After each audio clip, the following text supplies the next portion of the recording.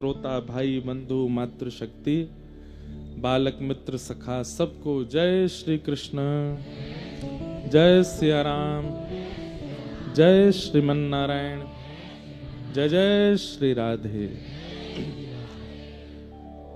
बड़ी कृपा है ठाकुर जी की, जो हांसी वासियों को 3 दिवसीय भक्त चरित्र श्री बरसाना धाम की कृपा से प्राप्त हुआ है। ये 3 दिवस का वचन हमने बरसाना में दिया था, बरसाने में करने के लिए, लेकिन किशोरी जी की शायद कृपा आज्ञा होगी कि ये सत्र बरसाने में ना होके हांसी में हो, तो इसलिए बरसाना की कृपा है। तो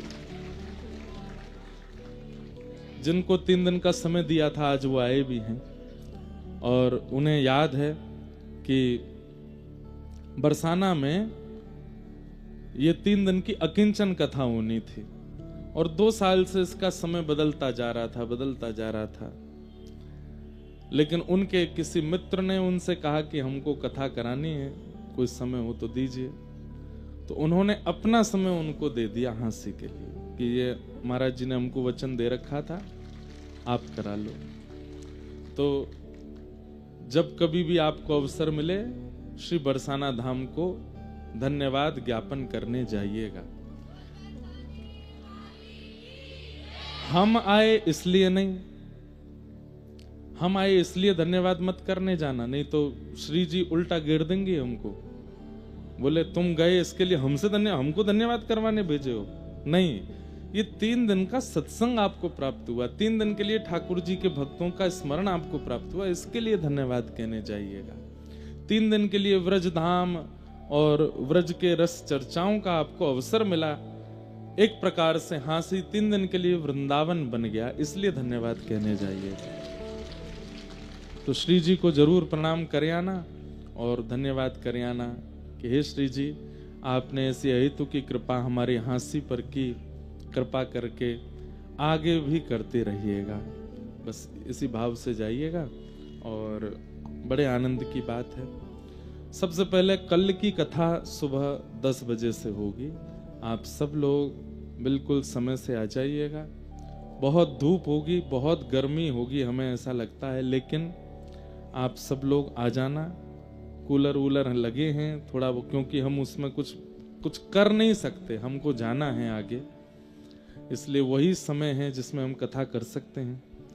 और आप सब लोग बस अपने ध्यान, थोड़े पानी की बोतल ग्लूकोज डाल के लिए आना उसमें। हाँ, कहीं पता चली 2 घंटा धूप ज़्यादा लगी तो आपके में से किसी को कोई दिक्कत ना हो जाए, इसलिए अपना ध्यान रख के आना कि बाद में, क्योंकि कोई घटना तो नहीं घटेगी, ठाकुर जी कृपा है, किसी को कुछ नहीं होगा, नहीं तो फिर होगा व्यास जी ने ऐसा किया, हमको बताया नहीं, इसलिए हम पहले ही बोल रहे हैं अपना ध्यान रख के आइएगा।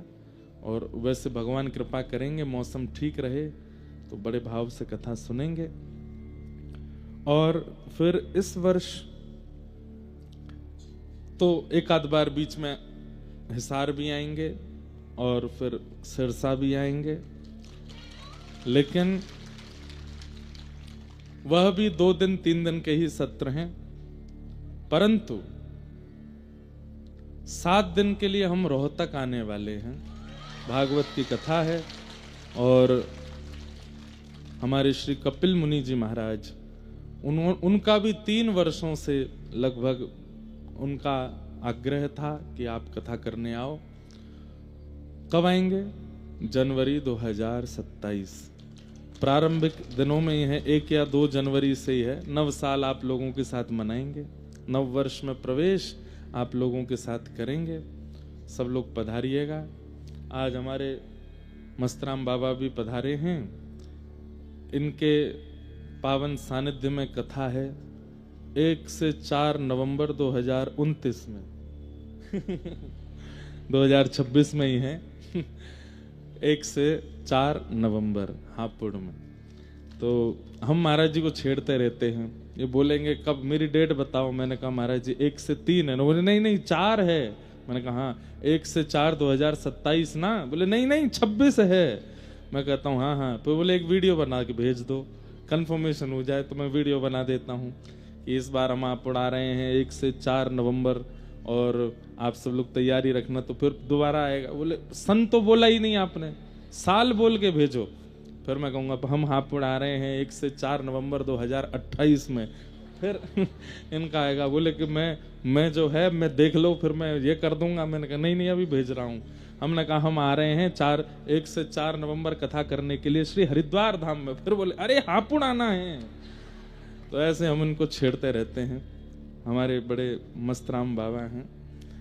तो सब आनंद है भैया।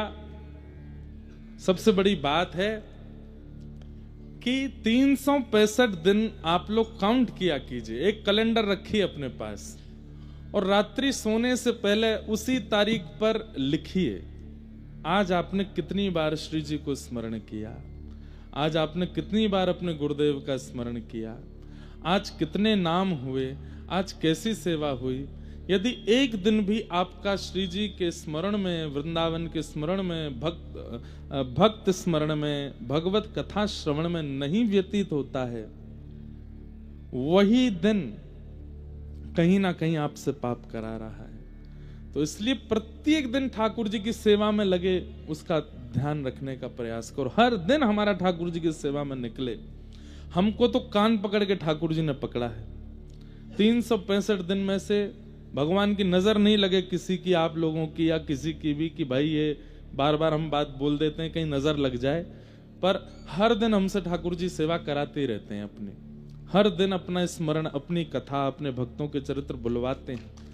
तो हमको बड़ी प्रसन्नता है कि हमारा एक भी दिन संसार के व्यवहार में, किसी की टांग खींचने में, किसी की निंदा करने में, किसी की स्तुति करने में, किसी की बड़ाई करने में, किसी के उसमें नहीं निकलता है।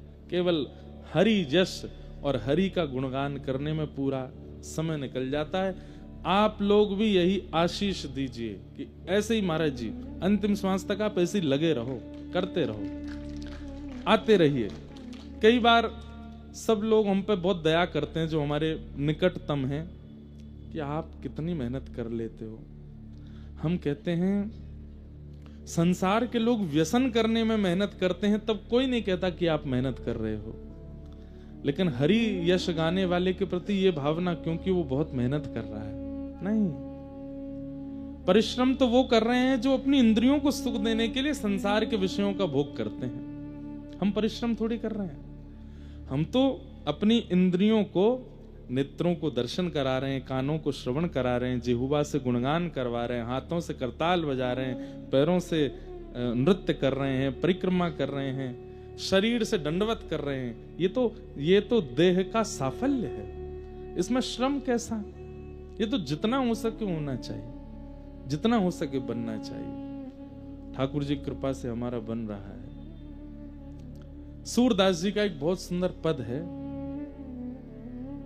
आज पहले एक चीज पूछ लूं आपसे। हमारे मन में जब से हम बैठे हैं 2 चरित्र चल रहे हैं, कौन सा सुनाए ये आप बताना। हाँ, जब हम आ रहे थे उससे पहले हमसे कोई आकर के बोला, महाराज जी या तो सूरदास जी का चरित्र सुनाओ, श्री सूरदास। लेकिन जैसे हम यहां आकर के बैठे, पता नहीं कोई भैया, इसीलिए पता है मैं मिलता नहीं हूं किसी से भी कथा से पहले थोड़ा 1 घंटा, क्योंकि मुझे कोई कुछ कह देता है तो वही चलता रहता है फिर दिमाग में। अब मैं सोच के आया था सूरदास जी, लेकिन यहां आकर के जब मैंने भक्तमाल जी खोली तो देखो ये भी कैसी लीला करते ठाकुर जी। निकला सूरदास जी का ही चरित्र, पर सूरदास भी एक नहीं है, अनेक है। एक दूसरे सूरदास जी का खुल गया, और वो है सूरदास मदन मोहन, श्री सूरध्वज जी महाराज। सूरदास जी उनका नाम, गुरु प्रदत्त नाम था। लेकिन जब मैं आके यहाँ बैठा तो जो माला वाला प्रदान करने आ रहे थे उनमें से एक महाराज जी, एक भैया आकर के बोले, महाराज जी आपने एक बार उनका चरित्र सुनाया था और वो नाम तो बोले ताज बेगम का, बोले उनका चरित्र आप सुना दी। अब मेरे मन में एक तरफ सूरदास जी, एक तरफ ताज बेगम, दोनों एक दूसरे को घूर के देख रहे हैं कि कौन आवे बाहर। तो फिर मैंने वाह, दोनों तो बैठे रहो, 12 बजे तक करूंगा फिर कथा। आगे वाले तो ठीक हैं, पीछे वाले कहते हैं हमको रोटी बनानी घर जाके, हमको प्रसाद तैयार करना है। तो इसमें एक चीज करते हैं कि श्री सूरध्वज जी महाराज, ये सूरदास जी नेत्रहीन वाले सूरदास नहीं है, ये सूरदास मदन मोहन है। या तो इनका चरित्र कहेंगे या ताज बेगम का चरित्र कहेंगे, दोनों का नाम हम उच्चारण करेंगे और दोनों के नाम के उच्चारण के बाद, जिसके उच्चारण के बाद आप लोगों की संख्या में जय जयकार तेज होगी, उसका चरित्र सुनाएंगे। ठीक है? ठीक है? हाँ, तो अलग अलग बोलते हैं। पहले हम सूरदास मदन मोहन। ठीक है। ताज बेगम। तो ताज बेगम का ही सुनाते हैं। सूरध्वज जी का चरित्र कल सुनाएंगे। वो बेचारे उदास हो गए, हमारा नहीं कह रहे, हमने कहा कल सुना देंगे आपका। ताज बेगम। तो पहले मैं वो पद जो मेरे मन में आ रहा है वो कह दूं।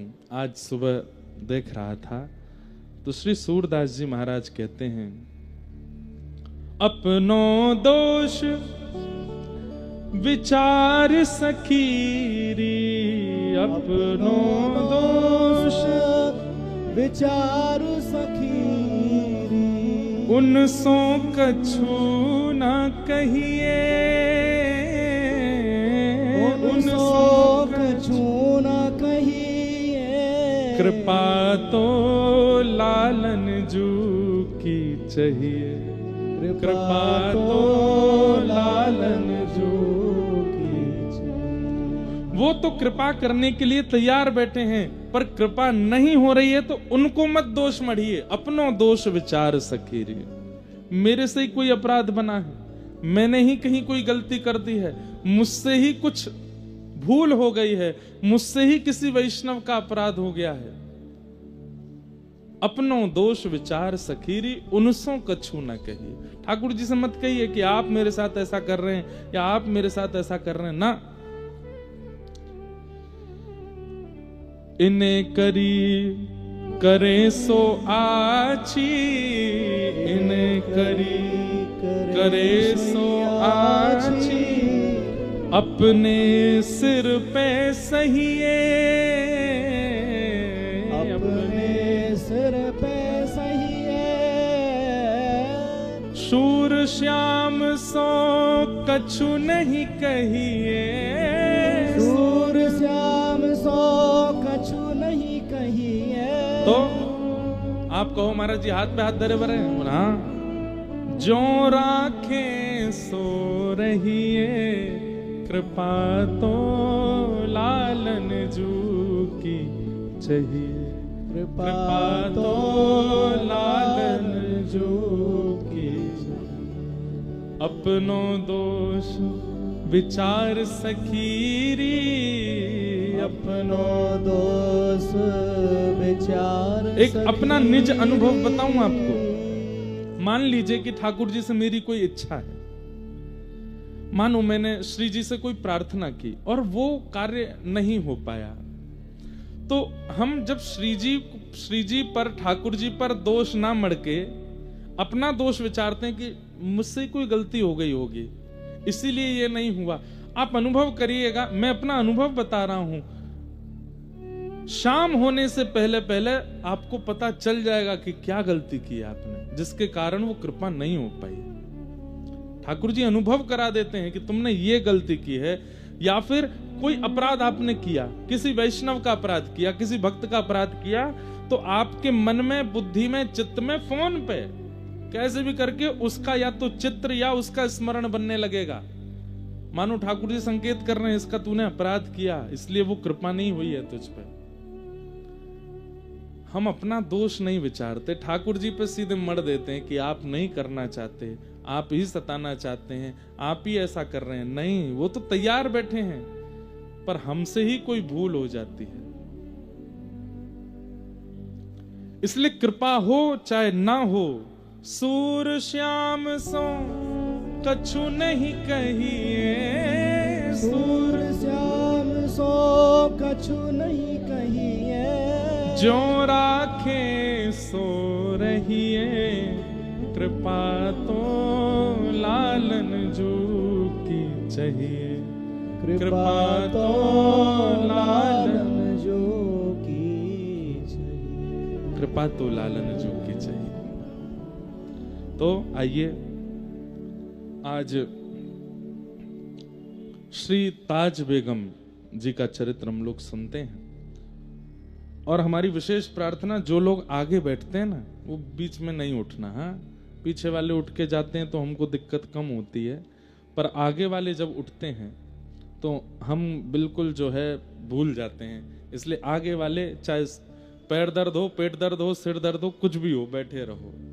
जब तक हम बैठे हैं आप बैठे रहना, हाँ, उठना नहीं। ताज बेगम, आपको सुनकर के आश्चर्य भी हो सकता है, आनंद भी आ सकता है। ये हिसार की बेटी थी ताज बेगम, और थी तो मुसलमान लेकिन कन्वर्टेड। इनके जो जिस कुल में इनका जन्म हुआ वो परिवर्तित कुल था। पहले हिंदू थे, बाद में ये मुगल जब आए ना, वैसे मेरी बात पर हो सकता है कि लोग बाग डिबेट करने लगे या कुछ भी उल्टा सीधा बोले, लेकिन कोई हमें भय नहीं। भारत में लगभग जितने मुसलमान हैं वो सब पहले हिंदू ही थे, लगभग जितने भी हैं उन सबका परिवर्तन कराया गया। उनके पूर्वज निकाले जाएं तो वो हिंदू ही निकलेंगे। कोई डर से किए गए, कोई लोभ से कराए गए, ऐसे जानबूझ करके कई लोगों को परिवर्तित किया गया। तो उन्हीं में से एक कयाम खानी, उस समय के मुस्लिम परंपरा थी कयाम खानी, उसमें इनका जन्म हुआ था ताज बेगम का। इनके पूर्वज हिसार के ही थे। और वो हिसार के कैसे हुए? तो करमचंद चौहान नाम के एक राजपूत थे, करमचंद्र चौहान, बहुत ध्यान से सुनिएगा सब लोग। तो करमचंद्र चौहान जी जो थे, एक बार मुगलों का आक्रमण हुआ, इनका पूरा परिवार मार दिया गया। ये छोटे से थे और तब फिरोज तुगलक था जो दिल्ली के शासन पर बैठा था। उसने इनका पूरा परिवार मार दिया और ये छोटी अवस्था के थे। तो प्राचीन काल में मुगल जब आक्रमण करते थे तो बड़े बड़े हिंदुओं को, राजाओं को मारते, उनके छोटे बालक अगर मिल जाते तो उनको मारते नहीं, उनका धर्मांतरण करके अपने उसमें ले लेते थे। तो उसी प्रकार ये करमचंद्र चौहान जी, ये इनका पूरा परिवार मार दिया गया लेकिन ये बच गए और इनको फिरोज तुगलक ने अपने पास रख लिया और इनका नाम रखा कायम खान। इनका नाम बदल दिया, छोटे तो थे ही। और इनको फिर हिसार के सूबेदार थे सैयद नासिर, उनके पास इनको छोड़ दिया। आप इसको पढ़ाओ लिखाओ और हमारे धर्म की सारी बातें इसको बताओ। धीरे धीरे सैयद नासिर के साथ वो जब हिसार में रहने लगे तो उनको तो पूर्ण रूपेण सब अपने धर्म का ज्ञान हो गया। उम्र बढ़ने लगी, जो जो उनके नियम होते हैं वो सब वो करने लगे। लेकिन थोड़ी अवस्था होने पर जब उसने पूछा कि मेरे पूर्वज कौन हैं, तब किसी ने उसे बताया कि तुम्हारे पूर्वज तो चौहान थे, हिंदू थे, और इस प्रकार तुगलक ने तुम्हारा धर्मांतरण करा दिया। पूरी बात जब अपने पास्ट की उसको पता चली तो उसको बहुत दुख हुआ कि मैं हिंदू था, अब मैं तो बीच का रह गया, ना हिंदू हूं ना मुस्लिम हूं। तो इस प्रकार उसका वंश चला। तो उन लोगों को उस समय कयाम खानी कहते थे, क्योंकि कायम खां के ये लोग वंशज हैं। उसी वंश में ताज बेगम का जन्म हुआ। तो कयाम खां ने अपने वंश का नियम बना दिया। ये लोग होली भी मनाते थे, दीपावली भी मनाते थे और ईद भी मनाते थे। क्यों? बोले जन्म से तो भैया हमारा रक्त जो है वो हिंदुओं का है, लेकिन धर्मांतरण के बाद हम मुस्लिम हैं, तो दोनों आदि ये करते थे। तो कयाम खानी वंश हुआ। कई कयाम खानी वंश के पूर्वज राजाओं का जब चरित्र आप पढ़ेंगे तो उसमें उनका नाम जैसे कायम खान चौहान ऐसे नाम भी है। तो ताज बेगम भी जो थी वो इस प्रकार इस वंश में जनी। कयाम खानी मुस्लिम थी। इनके पिताजी का नाम था फदल खान। और फदल खान के मित्र थे रायसल राजपूत। ये सब बताना इसलिए जरूरी है कि कहीं ना कहीं फिर हमारे मन में प्रश्न आता है कि किसी भक्त के चित्त में भक्ति का बीजारोपण हुआ कहां से फिर, इसलिए थोड़ा उसके वंश को समझना जरूरी है। तो कयाम खानी वंश में फादल खान हुए। उनकी बेटी थी ताज बेगम। फादल खान के एक राजपूत मित्र थे, उनका नाम था रायसल राजपूत। और रायसल राजपूत जो थे ये मधु पंडित जी के शिष्य थे, जिन्होंने वृंदावन में श्री गोपीनाथ जी को प्रकट किया। गोपी ग्वाल सब ही उर्धारे, प्यारो गोपीनाथ मधु पंडित जिन कंठ लगायो, है रही जय जयकार वृंदावन प्यारो वृंदावन। तो श्री वृंदावन के सप्त निधियों में जो तीसरे ठाकुर हैं श्री गोपीनाथ जी, उनको जिन्होंने प्रकट किया श्री मधु पंडित, वो रायसल राजपूत राजा के गुरुजी थे। तो उस नाते से फदल खां जो था वो मधु पंडित जी को भी मिला और गोपीनाथ जी के उसने दर्शन किए। गोपीनाथ जी का जब वो दर्शन करने आया तब उनकी पुत्री यानी कि ताज बेगम बहुत छोटी सी थी। और श्री गोपीनाथ जी की मधुर झांकी जब ताज बेगम ने पहली बार देखी, पिता के साथ आई थी। कुछ जलने की सी दुर्गंध आ रही है आसपास से। कोई तार वार तो नहीं जल रहा है? अच्छा,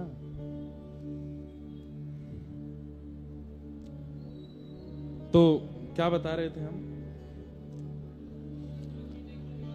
हाँ, तो श्री गोपीनाथ जी का दर्शन किया पहली बार, छोटी सी हैं।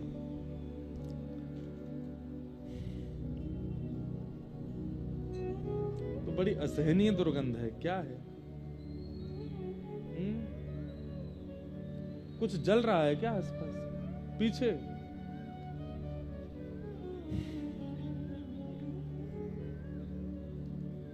इत्र सूंघ लो। ऐसी कथा कह लें हम।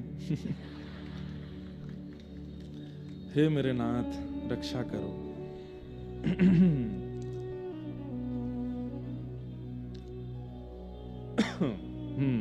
क्या बता रहा था मैं? हाँ, बहुत ज्यादा खान खान चर्चा हो गई ना।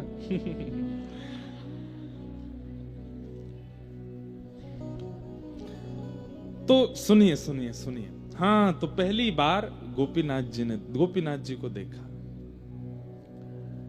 अब यहां फदल खान दर्शन करने नहीं आए थे, वो तो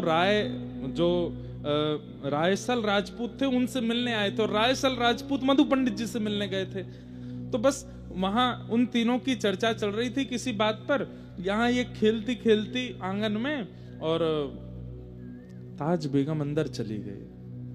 और अंदर जाकर के जब ठाकुर जी का इसने दर्शन किया, बस दर्शन करके मानो जैसे गोपीनाथ जी बात कर रहे हों, गोपीनाथ जी को भा गई। भैया देखो, आप कितने भी भक्त चरित्र उठा के देख लीजिएगा, जितने भी भक्त बने हैं जिनके चरित्र व्यासपीठ से गाए जा रहे हैं, या तो वो ठाकुर जी ने स्वीकार किए हैं। भाई हम सब ठाकुर जी को स्वीकार करते हैं, पर हम पर ऐसी कृपा नहीं होती।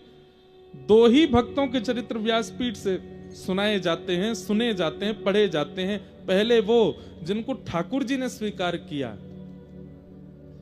दूसरे वो जिनको गुरुदेव ने स्वीकार किया। आपके चाहने से आप भजन नहीं कर पाओगे।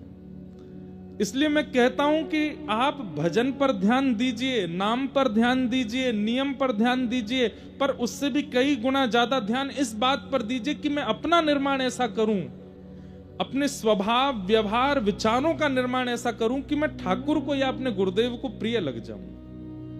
क्योंकि उनका प्रिय बनना बहुत जरूरी है। लोग बाग क्या कर रहे हैं, नियम पर बहुत ध्यान देते हैं कि हमको इतने घंटा भजन करना है, इतनी माला करनी है, ये करना है, वो करना है, पर इन सब के चक्कर में अपने विचार और व्यवहार को वो लोग अच्छा नहीं बना पाते। इसलिए गुरुदेव और गोविंद को कभी प्रिय नहीं लगते। 2 लाख नाम जप रोज कर रहे हैं, लेकिन व्यवहार में अहंकार है। हर महीने गिरिराज जी की परिक्रमा कर रहे हैं, लेकिन विचारों में काम क्रोध भरा पड़ा है। हर एकादशी निर्जला कर रहे हैं, लेकिन ईर्ष्या है, दूसरे के प्रति छल कर रहे हैं, दूसरे की उपलब्धि देख करके सह नहीं पा रहे हैं। विचार और व्यवहार में शुद्धि नहीं है, कितने भी नियम कर लीजिए, ठाकुर जी के प्रिय नहीं बन पाओगे। हमारे जीवन का कल्याण क्या है? हरि को हम प्रिय लगे ना, हमको हरि प्रिय लगे ना, हरि को हम प्रिय लगे, हम हरि के प्रिय हो जाएं। ग्रंथ में वर्णन आता है कि ताज बेगम का स्वभाव था, वो भले ही मुस्लिम कुल में जन्मी, लेकिन उनके मन में दया का भाव था। वो कभी भी अवसरों पर, इनके उत्सवों पर जो भी मांस आदि खाने का प्रकरण होता था वो नहीं खाती थी, बल्कि लड़ती थी अपने पिताजी से। पिताजी, एक जीव को मार करके हम कैसा उत्सव मना रहे हैं, हम कौन से भगवान को प्रसन्न कर रहे हैं? जो एक जीव की मृत्यु स्वीकार कर रहा है, वो परमात्मा एक दिन हमारी मृत्यु भी स्वीकार कर लेगा। ऐसे परमात्मा को हम कैसे भजन कर सकते हैं? पिताजी इस बात से बहुत लड़ती थी अपने घर में, दया की भावना थी, इसलिए गोपीनाथ जी को भागे। छोटी सी ताज बेगम मंदिर में प्रवेश कर गई। यहां बाहर बैठे मधु पंडित जी को अचानक से पता चला, उस समय किसी का भी मंदिर में गैर हिंदुओं का प्रवेश वर्जित था। क्यों? क्योंकि रूप बदल करके भीतर मंदिरों में जाते थे गैर मुस्लिम, और मंदिर में प्रवेश करके गर्भगृह में मांस के टुकड़े फेंक के आते थे, अपवित्र कर आते थे। और एक बात और बताऊं, हमारे यहां अपरस का नियम ज्यादा नहीं था, सबको मंदिर में जाने का अवसर मिलता था, और सबको ठाकुर जी की कम से कम दहली तक प्रणाम करने का अवसर मिलता था। लोग ही कितने जाते थे, दिन भर में 40 लोग चले जाएं, 20 लोग चले जाएं, बहुत बड़ी बात। सबको ठाकुर जी की दहली तक, कहीं कहीं तो ठाकुर जी के चरण छूने तक का अधिकार था। मुगलों के बाद जब अपवित्रता इन्होंने फैलानी प्रारंभ की, तब अपरस की स्थिति, सबको नीचे ही रुकना है, ऊपर कोई नहीं आएगा, पुजारी जी को कोई नहीं छुएगा, ऊपर कोई नहीं, ये सब नियम बन गए। मधु पंडित जी ने जैसे ही देखा कि ये फादल खान की बेटी भीतर घुस गई, उन्होंने तुरंत रायसल राजपूत से कहा, ये गलत है, लेके आओ। बस यहां मानो जैसे वो धीरे धीरे जा रही थी, गोपीनाथ जी उसको इशारा करके अपनी ओर बुला रहे थे, ताज बेगम जा रही थी, इतने में ही रायसल आए और हाथ पकड़ के बाहर ले आए। वो कहती रही कि वो मुझसे कुछ कह रहे थे, वहां कोई है अंदर, लेकिन किसी ने उनकी नहीं सुनी, ले गए। ये प्रथम बार मिलन हुआ ताज बेगम का ठाकुर जी से, बस एक अनुभूति जैसी हुई। उसके बाद धीरे धीरे ताज बेगम बड़ी हुई, मदरसों में जाके पढ़ती थी, अपने धर्म के ही सब चीजें वो सीखने लगी, करने लगी, धीरे धीरे सब उनका हुआ, बड़ी हुई। एक बार फादल खान को अकबर ने दिल्ली बुलाया, और फादल खान अपनी पुत्री ताज बेगम को लेकर के गए।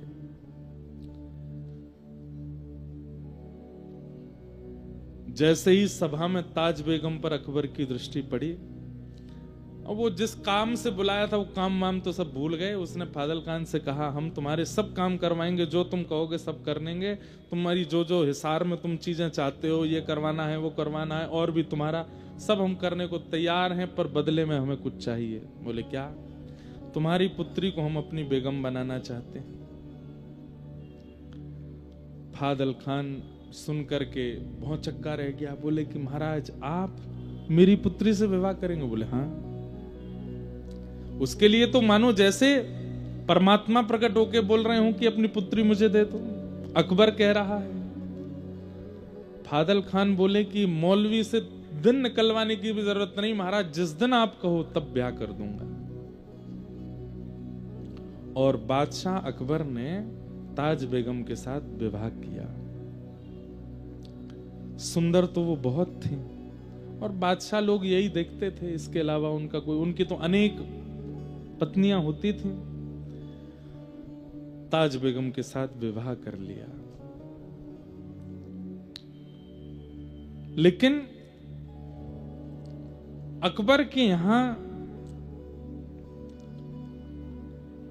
3 कृष्ण प्रेमी थे जिनका संग ताज बेगम को मिला। पहला जोधाबाई, जो कि अकबर की राजपूताना एक पुत्री है, जो कि श्री कृष्ण का भजन करती ही थी, जोधाबाई। दूसरी थी बीरबल की बेटी शोभावती, जो अकबर के महामंत्री बीरबल हैं, उनकी बेटी शोभावती ये गुसाई श्री विठलनाथ जी की शिष्या थी, जिन्होंने श्रीनाथ जी को प्रकट किया। ऐसे श्रीमद वल्लभाचार्य जी महाराज के पुत्र हुए गुसाई विठलनाथ जी, उनकी शिष्या थी बीरबल की पुत्री शोभावती। ये जोधाबाई की सेवा में रहती थी, ठाकुर जी की सेवा में। और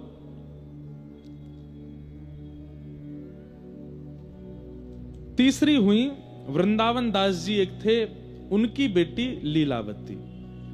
ये 3 अकबर के महल में कृष्ण भक्ता थी और ये पूरे महल के सब कार्यों से बस छुप छुपा करके एकांत में तीनों इकट्ठी होती थी। और यहां शोभावती गुसाई जी से जो कथा सुन के आती थी वो जोधाबाई को और लीलावती को बैठ करके सुनाती थी। एक दिन एक कोने में बैठ करके कथा चल रही थी और शोभावती कथा सुना रही थी। वृंदावन उद्धव प्रसंग, श्री उद्धव जी वृंदावन गए हैं, व्रज गोपियों की सुध लेने के लिए वृंदावन गए हैं। और बस वही प्रसंग कहते कहते नंद बाबा की स्थिति, यशोदा मैया की स्थिति, गोपियों की स्थिति, सखाओं की स्थिति, वृंदावन की स्थिति, यमुना जी की स्थिति कहते कहते श्री किशोरी जी की स्थिति जब कहने लगे, जोधाबाई और लीलावती तो मानो जैसे रो रो करके बेहाल हो रही थी। और उसी समय ताज बेगम नई नई आई है, महल देख रही थी, पूरा घूम रही थी, एक एक कोने देख रही थी। ताज बेगम वहां पहुंच जाती है और वहां पहुंच करके चुपके से देखती है कि ये सब रुदन क्यों कर रहे हैं, इनके रुदन का कारण क्या है। और बैठी बैठी बस वो बाहर से सुनने लगी कि क्या बात है। और शोभावती के मुख से, जब किशोरी जी के मुख से गाया गया भ्रमर गीत, मधुपक तब बंधो मास्पृशांग्रिम सपत्न्या कुछ विलुलित माला कुंकुमश्मश्रुभिर्न बहतु मधुपतिस्तन्मानिनी नाम प्रसादम यदु सदसि विडम्ब्यम यस्य दूतस्त्वमित्रिक। श्री किशोरी जी उद्धव जी से कह रही हैं, अरे उद्धव, उद्धव को नहीं कह रही हैं, एक भौरे से कह रही हैं, अरे भौरे, तू एक पुष्प से रस लेता है और उस पुष्प से रस लेने के बाद फिर उस पुष्प को छोड़ के दूसरे पुष्प पर चला जाता है, दूसरे पुष्प का रस लेता है, वहां से फिर तीसरे पुष्प पर चला जाता है। तू एक पुष्प का कभी नहीं रहता, तू अनेकों का रहता है। ऐसे ही तेरे जैसा दिखने वाला वो कृष्ण है। हम ब्रज की सब गोपियों के मध्य में रास रचाया, हम सबसे प्रेम की डोर बांधी और अब हमें छोड़ के मथुरा चला गया। तुझ में और उसमें कोई अंतर नहीं है, तुम एक से ही हो। क्या बिगाड़ा था शूर्पणखा ने त्रेता युग में, जब ये कृष्ण राम बने थे तब विवाह करने के लिए इनके सामने आई थी, उसके नाक कान काट दिए। अरे इनकी शरण में आने वालों के साथ ही ऐसा ही व्यवहार करते हैं। किशोरी जी उस भ्रमर को डांट रही हैं और सब सखियां बैठ के सुन रही हैं। ये कथा शोभावती सुना रही है जोधाबाई और लीलावती को, और बाहर बैठी बैठी सुन रही हैं ताज बेगम। जैसे जैसे वो कृष्ण नाम बोलती हैं तैसे तैसे मानो ताज बेगम के पूरे शरीर में जैसे कोई स्फूर्ति जैसी आ जाती हो। अचानक से कृष्ण कृष्ण कृष्ण कहते जब किशोरी जी आर्तनाद करने लगी, रुदन करने लगी, और ये बात जब शोभावती सुना रही थी तो मानो जैसे बाहर बैठी हुई ताज बेगम का मन स्थिति ऐसी विचलित होने लगी। तभी वहां पास में रखे किसी वस्तु का स्पर्श हुआ, जोर की आवाज हुई, भीतर का जो ध्यान था वो टूट गया। उठ करके लीलावती बाहर गई तो देखा वहां पर मूर्छा अवस्था में पड़ी है ताज बेगम। तीनों उसको लेकर के भीतर आए। शोभावती बोली,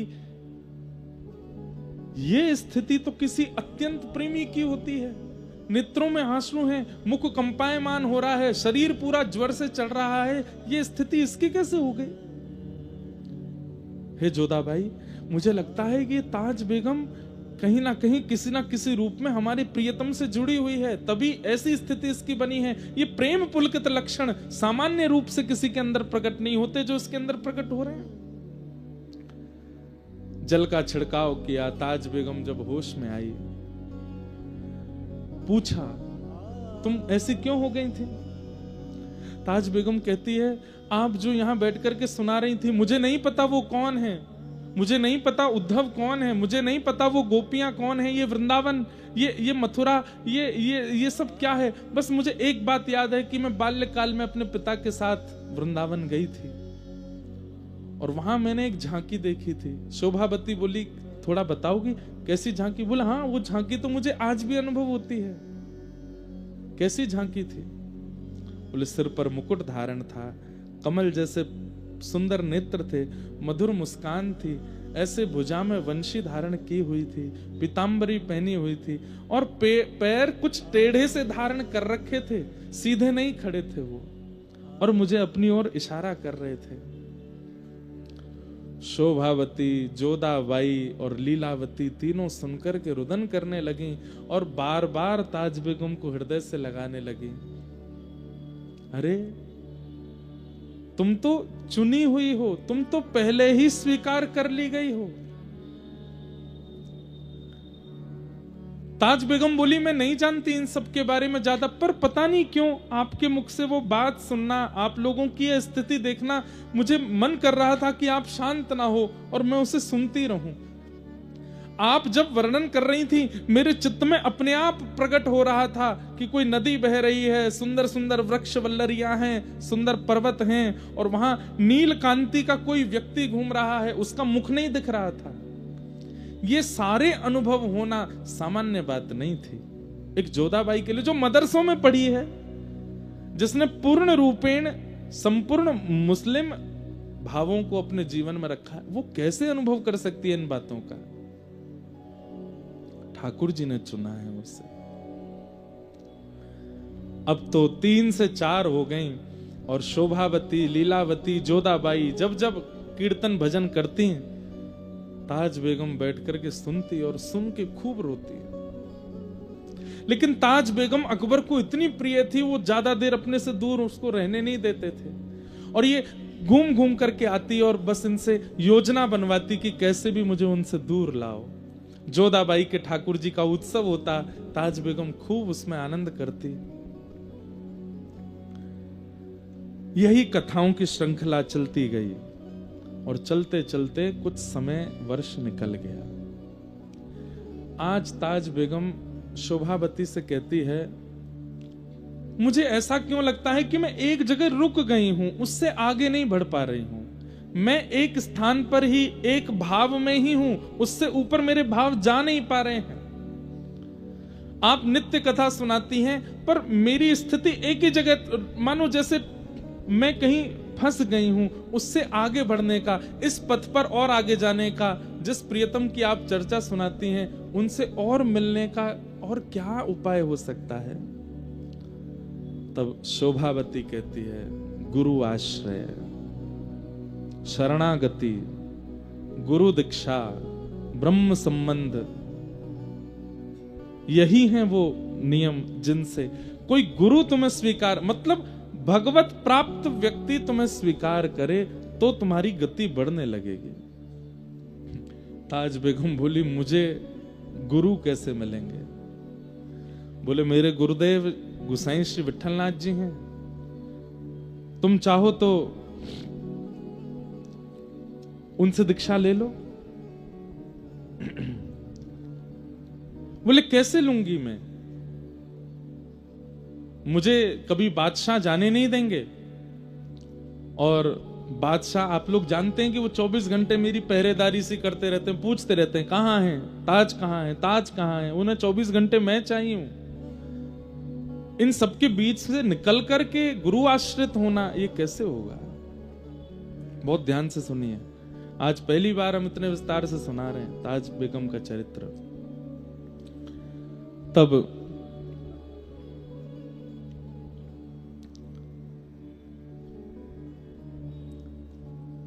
लीलावती शोभावती ने कहा पत्र लिखो और पत्र में गुरुदेव से ही पूछो कि इसका समाधान कैसे हो। तब ताज बेगम ने एक पत्र लिखा और पत्र लिख करके गुसाई श्री विठलनाथ जी को भेजा। उस पत्र में लिखा कि मैं ऐसे ऐसे, ताज बेगम मेरा नाम है, मैं अकबर की पत्नी हूं, मेरे लिए बहुत दुष्कर है कृष्ण भक्ति करना, पर मैं फिर भी करती हूं, मुझे क्या क्या अनुभव होते हैं वो सब लिखा। अंत में कहा गुरुदेव मैं बस आपकी दीक्षा ग्रहण करना चाहती हूं, उसके लिए मुझे मेरे पति को अपने वश में करना है, उनको वश में करने के लिए कोई टोना टोटका बताओ। गुसाई श्री विठलनाथ जी ने जब पत्र देखा और पत्र में जिन जिन भावों की स्थिति उसने बताई थी उससे वो समझ गए थे। बोले इसने नहीं चुना है ठाकुर जी को, ठाकुर जी ने चुना है इसे। बंधुओं, महीने 2 महीने में अधिकतर वृंदावन के स्वप्न आना, बार बार यमुना जी का दर्शन होना, बार बार वृंदावन रज की स्मृति होना, बार बार व्रजवासी और ब्रज के रसिक संतों का स्वप्न में आना, अनायास ही बिना किसी प्रयोजन किसी प्रयास के व्रज से कोई सामग्री घर आ जाना। और जब जब आप अपना फोन भी देखो या कुछ भी, मतलब ये कोई कोइंसिडेंस जैसा हो कि जब जब आप कुछ भी आधुनिक यंत्र भी खोलते हैं तो कोई व्रज की चर्चा या व्रज का भाव ही सुनाई देता है। और इसमें सबसे विशेष है कि स्वप्नावस्था, आपकी निद्रा अवस्था में व्रज बार बार आपके चित्त में आता है, तो कहीं ना कहीं गुरु या गोविंद के द्वारा आप स्वीकार किए जा चुके हो, ये उसका प्रमाण है।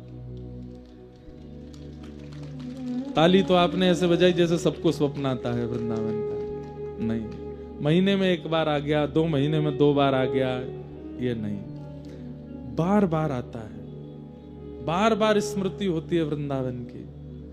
कुंज गलियों का अनुभव होता है, कभी निधिवन राज का दर्शन, कभी वृंदावन के श्री सेवा कुंज का दर्शन, कभी श्री राधा रमन लाल जी का दर्शन, कभी राधा वल्लभ जी का दर्शन, और नहीं तो वहां के रसिक संतों का दर्शन, वहां के ब्रजवासियों का दर्शन। और वृंदावन भी आज वाला वृंदावन नहीं, या वो वाला वृंदावन नहीं जो आप पहले देख करके आए हो, भीड़ भाड़ है, लोग बाग मार काट मची है दर्शन की, नहीं, एक अलग सी अनुभूति होती है। परम शांत, परम सौम्य, परम शीतल वृंदावन का अनुभव स्वप्न में बार बार होता है, या जिस धाम पर आपकी निष्ठा है वहां का अनुभव होता है। तो गुरु गोविंद के द्वारा आप स्वीकार किए जा चुके हो, बस बताइएगा नहीं किसी को, होने दीजिए, होने दीजिए उस अनुभूति को, बार बार होने दीजिए उस चिंतन को। थोड़ा जागृत अवस्था में नियम बना लीजिए, व्रज रज लगाया कीजिए, थोड़ा नाम जप बढ़ा दीजिए, गुरुदेव के द्वारा प्रदत्त मंत्र बढ़ा दीजिए, ठाकुर जी की सेवा बढ़ा दीजिए, बीच बीच में वृंदावन, ये सब गोपनीय रूप से करना है, बताइए मत, होने दीजिए उस अनुभव को।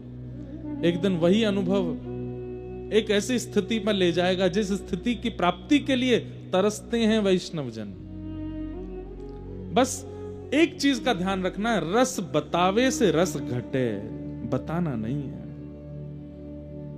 अभी अयोध्या जी में था मैं, ये तो मैं अपना अनुभव भी बताऊंगा। तो अयोध्या जी में कनक बिहारी जी हैं, जैसे हमारे वृंदावन के लीला बिहारी हैं, ऐसे अयोध्या के कनक बिहारिणी बिहारी बड़ी लीला करते हैं। तो वहां के पुजारी जी बहुत प्रेम करते हैं मुझसे, मुझे मिले।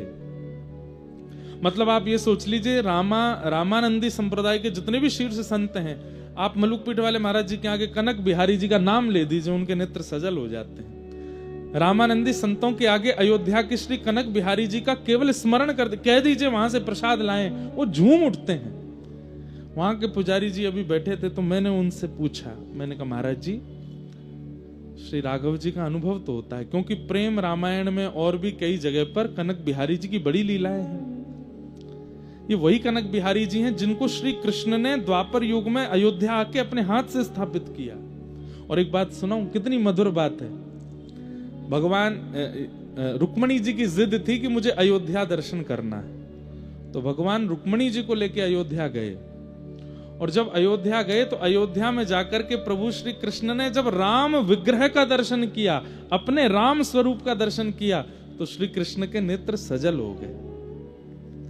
रुक्मणी जी बोली आप इतने भावुक क्यों हो गए? तो ठाकुर जी क्या कहते हैं, त्रिलोकीनाथ भगवान अति सुंदर, जिनके लिए भागवत कहती है त्रिभुवन कमनम तमाल वर्णम रविकर गौर वरांबर, इतने सुंदर श्री कृष्ण अपने ही राम विग्रह को देख करके रुक्मणी जी से क्या कहते हैं, रुक्मणी सच बताना, मैं द्वापर से ज्यादा त्रेता में सुंदर था ना, मैं त्रेता में ज्यादा सुंदर था ना। रुक्मणी जी कह रही हैं आपकी सुंदरता पर तीनों लोग वारे वारे जाते हैं, आप जिसको देख करके भावुक हो रहे हो निश्चित है कि वो आपसे तनिक सुंदर तो हैं। मतलब राम जी इतने सुंदर थे कि श्री कृष्ण भी उन पर वार रहे हैं, श्री कृष्ण भी उसको देख के मोहित हो रहे हैं, इतने सुंदर थे राघव जी। तो मैंने पुजारी जी से पूछा कि आपको अनुभव तो होता होगा ठाकुर जी का, सेवा में आप 24 घंटे लगे रहते हैं, और मैं जितनी बार अयोध्या गया हूं मैंने आपको गर्भगृह में देखा है, अनुभव तो होता होगा। तो उनके नेत्र सजल हो गए और वो क्या कहते हैं, कुछ साल पहले अनुभव होने बंद हो गए। मैंने कहा क्यों? बोले क्योंकि मैंने सारे अनुभव दुनिया को बता दिए। मेरे को जितनी अनुभूतियां होती थी सियाजू की, श्री राघव जी की, बहुत अनुभूतियां होती थी, अब तो मुझे डर लगता है बताने में। क्यों? सालों हो गए, मैं रोने लगता हूं कभी कभी कि हे राघव जी क्या अपराध हो गया, आप क्यों अनुभव नहीं कराते? तब बोले स्वप्न में एक दिन आवाज जैसी आई कि अनुभव तो कराना चाहते हैं पर तुम प्रचार कर देते हो। ठाकुर जी को आपकी अनुभूति का प्रचार उनको अच्छा नहीं लगता, वो चाहते हैं कि आपके साथ कोई लीला करें, पर आपका जब देखते हैं कि आप सब जगह बता देते हो कि क्या अनुभव स्वप्न में हुआ, क्या अनुभव वहां हुआ, वृंदावन गए तो क्या हुआ, बरसाना गए तो क्या हुआ, संतों को बताने दीजिए, कथावाचकों को बताने दीजिए, आप मत बताइए, वो उससे रस घटेगा, अनुभूति होनी बंद होगी। तो जब पत्र में लिख करके गुसाई जी से पूछा कि ये मेरी स्थिति है, अंत में लिखा कोई टोना टोटका बताइए जिससे मेरे पति मेरे वश में हो जाएं और ये मुझे आपके शरणागति लेने की आज्ञा दे दें। तो हंस करके एक ताम्र पत्र पर कुछ लिखा और उसको एक ताबीज में डाल करके काले कपड़े से बांध करके और गुसाई विठलनाथ जी ने भिजवा दिया अकबर के पास। ताज खां के हाथ जब वो पड़ा तो बोले कि ये ताबीज भेजा है गुसाई जी ने और लिख दिया था कि इसको अपने पति के गले में बांध दो। ताज खां से प्रेम तो करता ही था अकबर। गई और जाकर के पति से कहा देखो आपको नजर ना लगे, आपको कोई इतने आप युद्ध में जाते रहते हो, आपकी सुरक्षा के लिए मैंने एक ताबीज बनवाया है, आपको पहना दूं। वो प्रेम तो इतना करता है, अरे तुम जो चाहे को लाओ पहना दो, गले में पहना दिया। अब अकबर की 1 2 3 4 नहीं अनेकों पत्नियां थीं, वो सब ताज बेगम से चिढ़ती थी। उन सब ने ये देखा कि इसकी कोई ऐसी बात निकाल के लाओ कि जो हम अकबर को बताएं तो वो इसको त्यागे।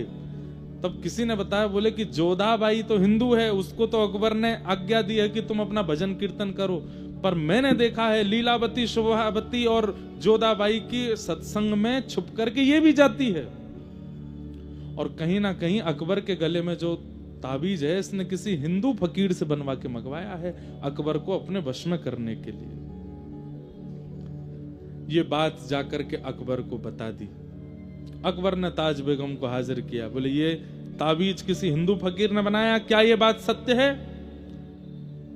ताज बेगम बोली जी ये सत्य है। और क्या तुम जोधा बाई के सत्संग में और वो लीलावती शोभावती की कथा होती है, तुम उसमें जाती हो? हाँ मैं जाती हूं। बोले दंड तो तुमको दूंगा, लेकिन पहले मैं ताबीज खोल के इसके अंदर क्या लिखा है, क्या डाला है वो देखूंगा। और ताबीज खोल करके उसने अंदर से पत्र जब निकाला तो अंदर क्या लिखा था उसमें, कामन तामन टोटका। गोसाई जी विठलनाथ जी ने लिखा है, कामन तामन टोटका यह सब डारो धोए, पिया कहे सो कीजिए, आप ही ते बस होए। क्या लिखा था कि ये कामन तामन टोटका टोना आदि इन सबको छोड़ो, तुम्हारा पति जो कहे वो करो, उसी में तुम्हारी भलाई है। ये लिखा था उसने। ये पढ़ करके अकबर तो बड़ा खुश हुआ, बोले फकीर तो बहुत अच्छे हैं, इन्होंने तो स्पष्ट लिख दिया है कि ये टोना टोटका वगैरह इन पे भरोसा मत करो, पिया कहे सो कीजिए, आप ही बस हो। मेरा मन हो रहा है, अरे ये ताबीज तो बहुत अच्छा है, ये ताबीज तो है, तुम सब इसकी शिकायत, तुम सबको भी ऐसे ताबीज बनवाना चाहिए, पिया कहे सो कीजिए। गुरु कृपा कैसे होती है। मेरा मन हो रहा है इनसे मिलने का कि कौन है ये फकीर, कौन है। ताज बेगम का तो हाथ पैर कांपने लगा, कैसी गुरु कृपा। ताबीज में ऐसा क्या लिख के दिया है कि वो राजा के मन में, अकबर के मन में आ गया कि मुझे मिलना है इनसे। बोले गोवर्धन में विराजते हैं गोसाई श्री विठलनाथ जी, चलो इनको मिलके आते हैं। इतना अच्छा बेगमों को ज्ञान देने वाले फकीर को तो मिलना चाहिए। निकल पड़े ताज बेगम के साथ गोवर्धन। तलहटी में पहुंचे। अब अकबर बादशाह तो पूरे भारत का है, तो उसके आगे तो आना पड़ता था। गोसाई जी वैसे किसी बादशाह को देख के, हमारे ब्रज के संत ज्यादा उसको देते नहीं थे, लेकिन अकबर में थोड़ा, आप अकबर को देखें, इस पे संतों की बड़ी कृपा। स्वामी श्री हरदास जी का चित्र जो आज पूरे विश्व को मिला, ये अकबर ने बनवाया था। स्वामी श्री हरदास जी का चित्र जो वीणा हाथ में लेके हम सब दर्शन करते हैं, वो अकबर ने बनवाया था। और कहते हैं जहां पर अकबर बैठ के नमाज पढ़ता था, वहां पर मीराबाई का और गोस्वामी तुलसीदास जी का और स्वामी श्री हरदास जी का, इनके चित्र लगे रहते थे। इनका नित्य दर्शन करता था वो। गोसाई श्री विठलनाथ जी के पास गए, वहां जाके उनका दर्शन किया, सब बातचीत हुई। लेकिन गोसाई जी तो अंदर की बात जानते हैं कि ताज बेगम तो चरणाश्रित होने आई है।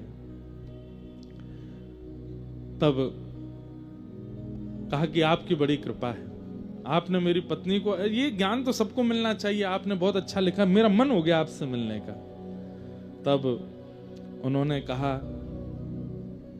आपको नहीं पता है पर मैं आपको बता देता हूं, आपकी जो गृहिणी है ताज, इसमें जन्म सिद्ध भक्ति के गुण हैं हमारे ठाकुर के प्रति। अकबर ताज की ओर देखे, ताज बेगम कुछ ना कहे। क्या ये सत्य है? बोले जी,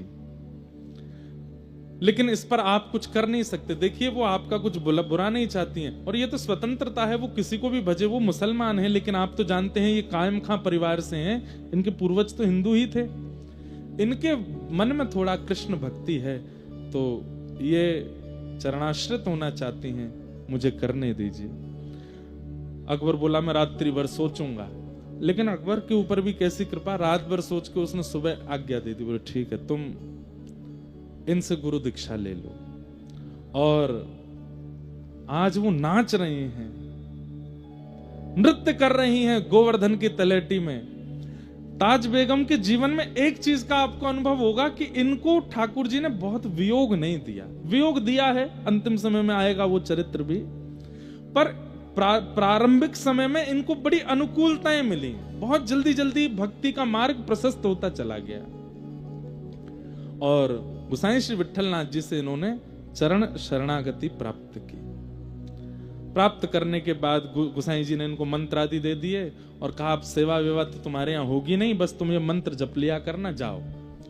और ताज बेगम वापस दिल्ली आ गई। यहाँ पर जोधाबाई ने और आदि वो जो दो सखियां और थीं, शोभावती और लीलावती, उन्होंने उत्सव मनाया ताज बेगम के इस मंगलमय दिवस का। आज गुरु दीक्षा हुई है।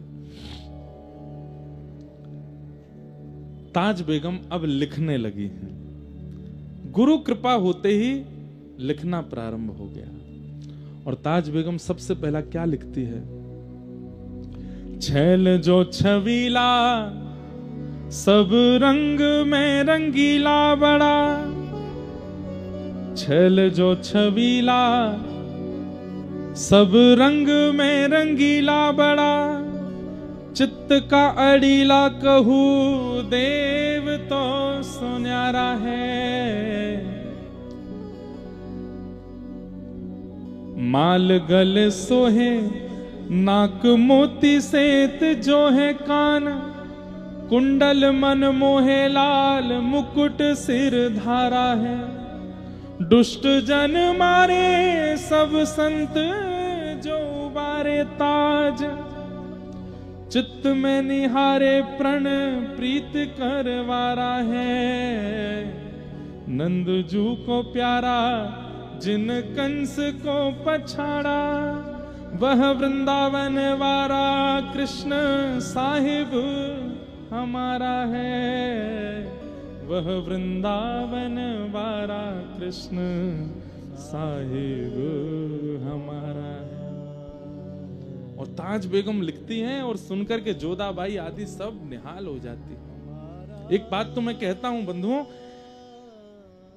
जो पाएगा वो गाएगा, वो बिना गाए रह नहीं सकता। और पाए बिना गा रहा है, बिना पाए ही गा रहा है, तो इसका मतलब पाने वाला है। गा रहा है तो इसका मतलब पाने वाला है। गाने वाले की दो ही स्थिति हो सकी, या तो पा चुका है या पाने वाला है। आजकल भी कई लोग रचनाएं करते हैं, पर रचनाओं में लोक रंजन की भावना ज्यादा होती है। लोक रंजन की भावना, ये रीझ जाएं, ये रीझ जाएं। कई बार हम भजन गायकों को भी देखते हैं, बड़े बड़े मंचों पर आते हैं, तो गाते समय ठाकुर जी का स्तवन नहीं कर रहे होते, वो लोगों को देख रहे होते। देखा शब्द पर, मैंने देखो क्या लिखा, मैंने ये शब्द कैसे लिखा। वो लोक रंजन की भावना आ जाती है उनके चित्त में। लोक रंजन के लिए तो बड़े बड़े कवि भी लिखते हैं, लेकिन ठाकुर जी के रंजन के लिए ठाकुर जी की कृपा से ही लिखा जाता है। कितने सुंदर शब्द लिखे हैं। गोसाई श्री विठलनाथ जी का कभी कभी दर्शन करने के लिए जाती थी। एक दिन गोसाई विठलनाथ जी ने परीक्षा ले ली। बोली कि सुनो, तुम भजन करती हो? बोले हाँ। बताओ श्रीनाथ जी को देख करके तुमको क्या अनुभव होता है? ठाकुर जी का दर्शन करके तुमको क्या अनुभूति होती है? वहीं बैठ करके आंसू कवि बन गई हैं ताज बेगम, वहीं बैठ करके लिख दिया है। क्या गा रही हैं? ध्रुव से प्रहलाद, गजग्राह से अहिल्या देखी, शोर और गीधियों विभीषण जिन तारे हैं।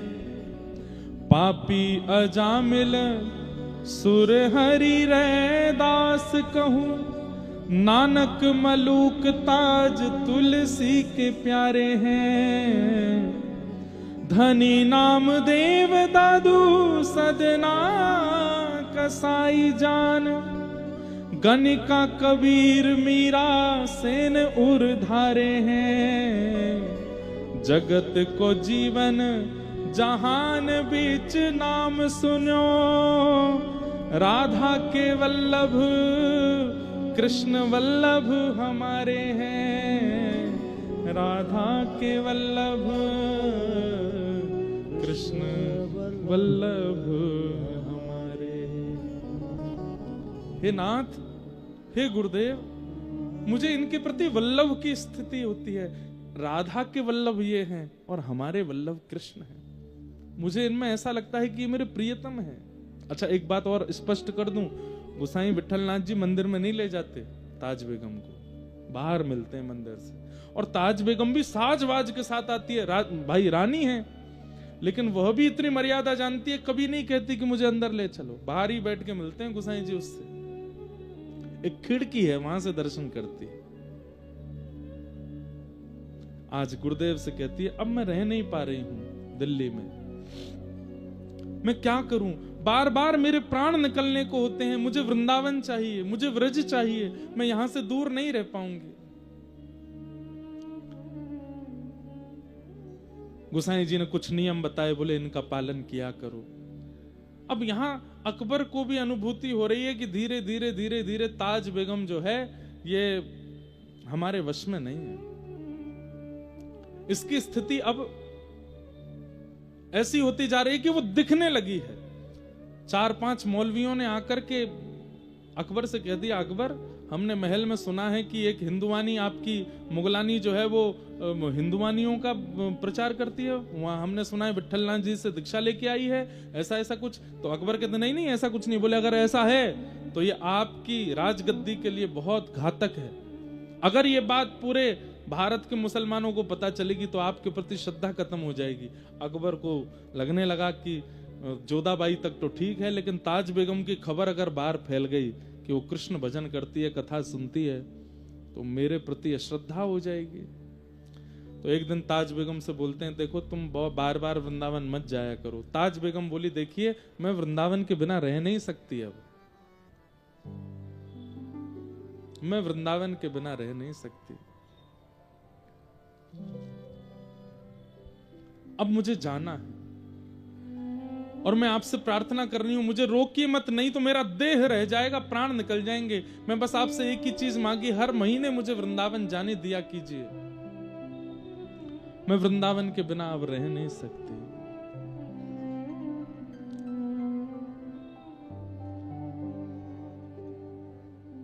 कन्हैया कन्हैया पुकारा करेंगे, लताओं में ब्रज की गुजारा करेंगे।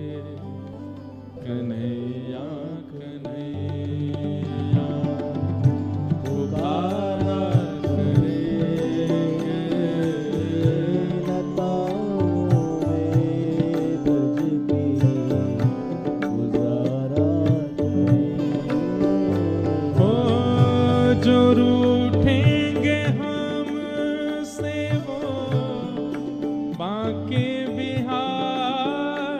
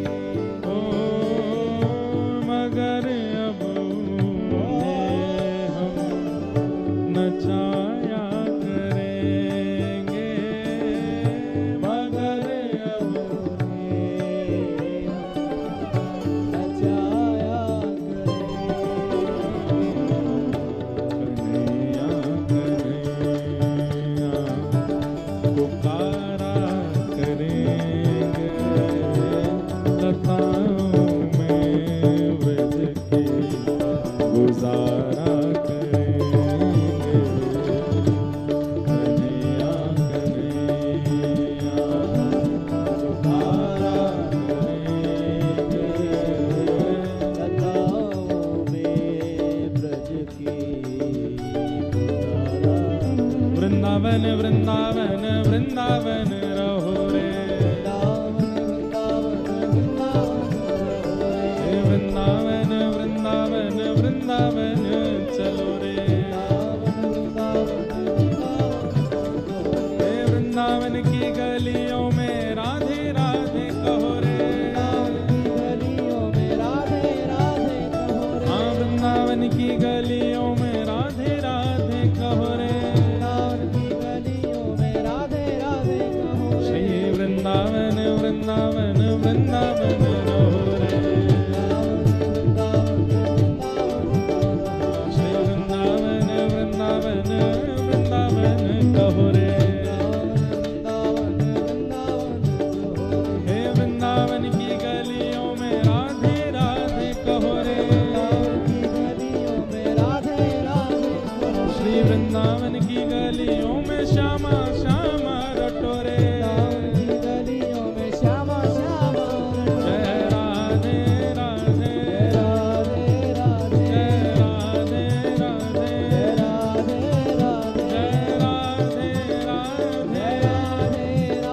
श्री राधे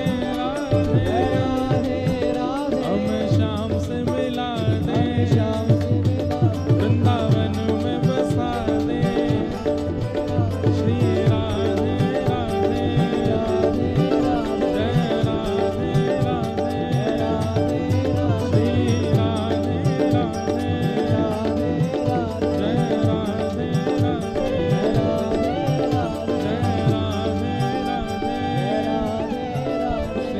राधे राधे, श्री राधे राधे। उन्हें प्रेम डोरी से हम बांध लेंगे, उन्हें प्रेम डोरी से हम बांध लेंगे, ओ फिर वो कहाँ भाग जाया करेंगे, फिर वो कहाँ भाग जाया करेंगे, कन्हैया कन्हैया पुकारा करेंगे, लताओं में ब्रज की गुजारा करेंगे, कन्हैया कन्हैया बैठ जाओ, पुकारा करेंगे, लताओं में ब्रज की गुजारा और करेंगे। ताज बेगम की स्थिति देख करके अकबर ने ये निर्णय ले लिया कि बाकी सब मेरी पत्नियां तो दिल्ली रहेंगी, ताज को मैं आगरा के किले में रखूंगा, और ताज बेगम को लेकर के आगरा चले गए ताकि बाकी मुसलमानों की नजरों से ये दूर रहे, क्योंकि जिस स्थिति में जा चुकी है वहां से निकल नहीं पाएगी, और वहां से वृंदावन भी पास है, जब इसका मन होगा चली जाया करेगी। कुछ दिन अकबर पास रहे, फिर अकबर बोले अब देवी मुझे काम है, मैं जा रहा हूं वापस दिल्ली, तुम यहीं रहो, ये पूरा महल तुम्हारा, जब मन किया करे वृंदावन चली जाया करो। ऐसे अनुकूल पति मिलना भी बहुत मुश्किल है, और वो भी अकबर जैसा पति ऐसा मिल गया। ये भी विठलनाथ जी ने कुछ जादू किया होगा जरूरी अकबर पे, तो वो ऐसा हो गया। और ताज बेगम अब वृंदावन जाती हैं, लेकिन मंदिरों में प्रवेश नहीं है, बाहर से ही प्रणाम कर लेती हैं। कभी इस मंदिर का, अब पहले बड़ा दलबल चलता था, धीरे धीरे उस दलबल को कम कर दिया, कुछ कम कर दिए, सैनिक कम कर दी, कुछ पालकियां कम कर दी, हाथी घोड़े कम कर दिए। पूरे वृंदावन में रसिकों को बड़ा कष्ट होता था ताज के आने से। धीरे धीरे ताज बेगम गुप्त चुप्त बस मुंह बदल बदल करके जाती है और ठाकुर जी का अनुभव करती है। वृंदावन में बस घूमती हैं, दर्शन करने का अधिकार तो है नहीं उनके पास। उस समय गोविंद देव जी प्रकट हुए थे, श्रीनाथ जी प्रकट हो चुके थे, मदन मोहन जी प्रकट हो गए थे, गोपीनाथ जी प्रकट हो गए थे, राधा रमण जी प्रकट हो गए थे। राधा वल्लभ जी और बिहारी जी के प्रकट की समय की बात है, संभवतः सप्तनिधि प्रकट हो ही गए होंगे। गोविंद देव जी ये नित्य जाती थी। गोविंद देव जी का मंदिर कहाँ है वृंदावन में? रंगजी मंदिर के सामने लाल पत्थर का मंदिर है, खूब विशाल मंदिर था। वहां की गोविंद देव जी की बड़ी मधुर मधुर कथाएं। हमारे वृंदावन के सप्तनिधियों के प्रथम ठाकुर हैं गोविंद देव जी। तो गोविंद देव जी जाती, गोपीनाथ जी जाती, जिनको इन्होंने बचपन में देखा था, तो वही बाहर से दर्शन करती। तो बाहर से दर्शन करने में क्या होता कि दर्शनार्थी इतने खड़े होते, तो कभी तो ठाकुर जी की पीताम्बरी ही दिखती, कभी ठाकुर जी की वंशी ही दिखती, कभी ठाकुर जी की भुजा ही दिखती, कभी बस मुकुट ही दिखता। मुखमंडल सालों तक इतनी भीड़ के कारण मुखमंडल दिखता ही नहीं था। खूब देर खड़ी रहती, हल्की सी झलक आती और फिर कोई आ जाता सामने, पर ये बाहर से ही दर्शन करती थी, अंदर नहीं जाती थी, नियम नहीं तोड़ती थी। लेकिन सालों साल दर्शन करते करते करते एक दिन इनको गुस्सा आया और ठाकुर जी से बोले, मैं भीतर नहीं आ सकती क्योंकि मैं मुगलानी हूं, पर आप तो बाहर आ सकते हो, आप क्यों नहीं आते? क्या मेरे भजन में, क्या मेरे साधन में, क्या मेरे भाव में कोई कमी है जो आप बाहर नहीं आते? अरे आपको जगत का नाथ कहा जाता है, तो फिर अकेले हिंदुओं पर कृपा क्यों कर रहे हो? क्या हम मुसलमान जगत में नहीं आते? और आपको मेरे मुस्लिम भेष से इतनी तकलीफ है, तो चलो आज बन के आती हूँ हिंदुआनी। और आज गई हैं, हाथों में मेहंदी लगाई, पैरों में महावर लगाए, बुर्का आदि जैसा कुछ पहनती थी, आज घेरदार पहना है स्वरूप, सिर पर चुनरी डाली, अपने केश के बीच में सिंदूर लगाया है, हाथों में चूड़ियां पहनी हैं। और जैसा एक हिंदू प्रवेश हमारे माताएं बहनों का जैसा स्वरूप होता है, वैसा स्वरूप बना करके, पैरों में पाजे वादी पहन करके, और बिल्कुल मानो ऐसा लग रहा था कोई राजपूतानी आ रही है।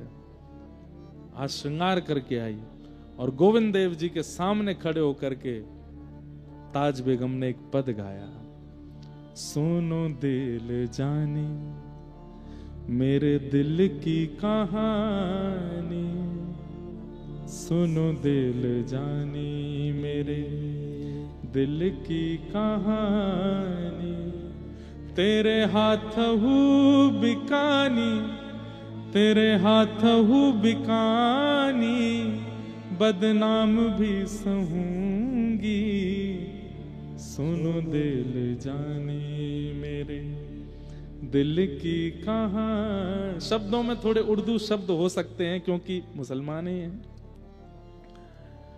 देव पूजा ठानी में नवाज हूँ भुलानी, तजे कलमा कुरान तेरे गुणन गहूंगी मैं। क्या देखना चाहते हैं आप? गोपियां आई थी, मैंने सुना था लीलावती जब कथा सुनाती थी दिल्ली में, वो कहती थी कि जब गोपियां सब छोड़ करके आपकी शरण में आई, आप उनसे भी पूछ रहे थे कि क्यों चली आई हो। तब गोपियों ने कहा था, मयिवम विभोर हति भवान गदितुम नृशंसम संत्यज्य सर्व विषयाम स्तवपाद मूलम। हम सब छोड़ के आपकी शरण में आई हैं क्योंकि आप ही कहते हैं प्रेम गली अति सांकरी तामे दो ना समाए। जिस हृदय में आप बसते हैं उस हृदय में कुछ और नहीं होना चाहिए, इसलिए सब छोड़ करके गोपियां गई थी आपके पास। मैं भी सब छोड़ के आई हूं, सब छोड़ दिया मैंने। देव पूजा ठानी, आप, मैंने सुना कि शंकर जी पर जल चढ़ाने से आप प्राप्त होते हो, तो मैं शिव जी का आराधन करने जाती हूँ। मैंने सुना यमुना स्नान से आप मिलते हो, तो मैं यमुना स्नान करती हूँ। मैंने सुना गले में कंठी माला पहनने से आप मिलते हो, मैं गहने नहीं पहनती, पूरे गले में कंठी माला पहन के रहती हूँ। कैसे भी मिलो तो सही। देव पूजा ठानी मैं नवाज हूँ भुलानी, तजे कलमा कुरान तेरे गुणन गहूंगी मैं। सुनो दिल जानी मेरे दिल की कहानी, तेरे हाथ हूँ बिकानी, तेरे हाथ हूँ बिकानी, बदनाम भी सहूंगी, सुनो दिल जानी। अगर आपको लगता है कि मैं आगरा में रहती हूं इसलिए आप मुझे नहीं मिल रहे, तो चलो ब्रजवास कर लूंगी। वृंदावन के बाहर सीमा पर एक निवास बना लिया, वहां रहने लगी। उसके बाद फिर 1 वर्ष प्रतीक्षा करी कि मैं भीतर नहीं आ सकती, लेकिन आप तो आ सकते हो बाहर। नहीं आए ठाकुर जी। फिर एक दिन श्रृंगार करके आई, फिर रोने लगी सामने आके। और क्या कह रहे हैं? सांवला सलोना सिर ताज सिर कूले दिए, तेरे नेह दाग में निदाग हो रहूंगी मैं। सुनो दिल जाने मेरे दिल की कहानी, तेरे हाथ हूँ बिकानी, तेरे हाथ हूँ बिकानी, बदनाम भी सहूंगी। सुनो दिल जाने नंद के कुमार हे कुमार हे कुमार,